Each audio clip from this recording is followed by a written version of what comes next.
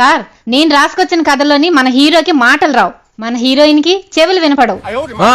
ఇలాంటి different story నాకు కావాలి, చెప్పండి చెప్పండి. సార్ మన హీరో ప్రతిరోజు రాత్రి 12 గంటలకి ఊరు చివరున్న శ్మశానం దగ్గరికి వచ్చి ఓ మంచి పాట పాడేవాడు.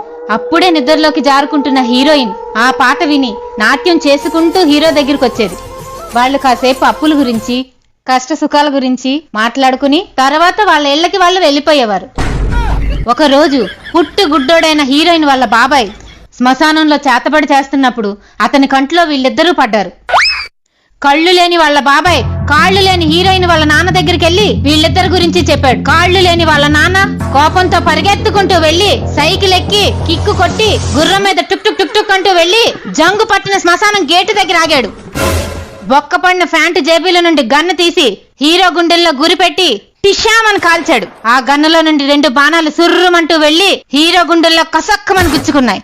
ఆ నొప్పి తట్టుకోలేక హీరోయిన్ గిలగిలా కొట్టుకుని చచ్చిపోయింది. ఇదే సార్ నా కథ. ఎలా ఉంది? అమ్మా నువ్వు చెప్పిన కథ సామాన్యులు రాసిన కథలా లేదమ్మా, మెంటల్ హాస్పిటల్లోని మహానుభావులు రాసిన కథలా ఉంది. నువ్వు చెప్పిన కథ వింటుంటే మాకు పిచ్చెక్కిపోతుందమ్మా.